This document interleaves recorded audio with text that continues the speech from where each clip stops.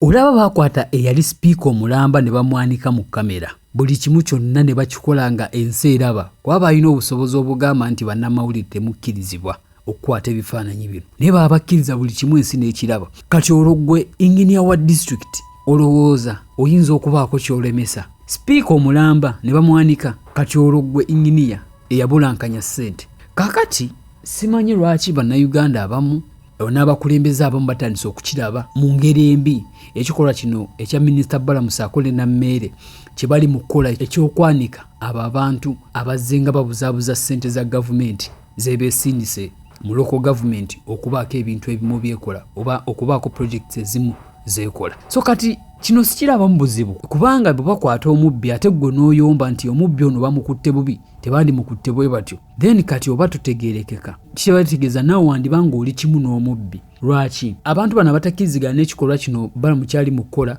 bagamba nti abantu bano babuvunaanyizibwa so tebandi bakutte bwe batyo byakubaswazaswaza mu kamera. Naye bw'obanga bakukwasizza omulimu nga kituufu oli wa buvunaanyizibwa naye ogwo omulimu n'otasobola gukwata na buvunaanyizibwa kulaba nti okola ekyo ky'oteekeddwa okukola wabula ggwe n'okola eby'ekiyaayi. Kati ebintu bye bimala okuzza backfire kyokka ate n'oyagala bakukwate mu ngeri y'obuvunaanyizibwa eweesa ekitiibwa kyokka nga ate ggwe wali obulankanya ssente ezo. Tewakimanyi nti ekikolwa ky'oli mu kukola kya buyaaye si kya buvunaanyizibwa era si kya kitiibwa, kiswaza omulimu gwo. So kati bakukutte ate oyagala bakukwate mu ngeri yaki ey'obuvunaanyizibwa. Kyewuunyisa okuba nti abantu bulijjo abavumirira obubbi okubanga ate kati batandise okukwata ababbi ate bavuddeyo bali mu kuwakanya ebikolwa bino by'okubakwata. So kati ndowooza ke kaseera bannayuganda okutegeera bantu kiddala abatuufu bulijjo abeekwese mu maliba g'endiga naye nga misege. Ekituufu kyo kiri nti singa gavumenti neeyongerayo n'eno enkola ey'okulabisa ababbi ate nga bakwata ebyaddala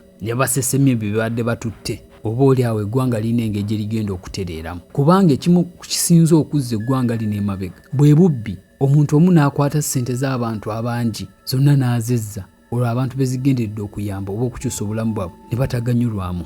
Kati ate wali eyagambye nti ekikolwa kino Balamu kyali mu kukola ne Nameere mbu kigenda kuleeta obuzibu nti ba tekinishiyani bano bagenda kwekyanga beekalakaase basuulewo ebikola. Ekintu ekyo singa beerimba ne bakikola, omanyi bannayuganda bameka abalina obusobozi abali qualified okukola egyo emirimu naye nga tebafuna mirimu nga bali waka batudde oba bali mu mirimu emirala naye nga balina obusobozi okukola egyo emirimu abo gye bakola. So kati singa ekyo beekolako ne bakikola ndi sure nti kyangu nnyo kubali placinga ne bateekawo abantu abalala ate abasobola okukola kyekimu kye babadde bakola oba oli awo n'okusingako.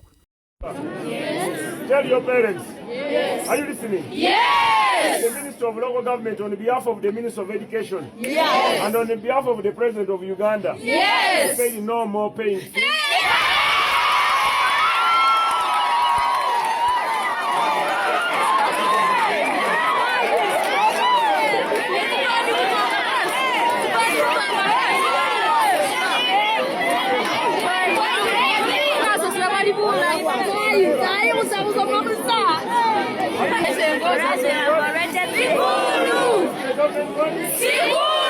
The government sends here 44 million every term.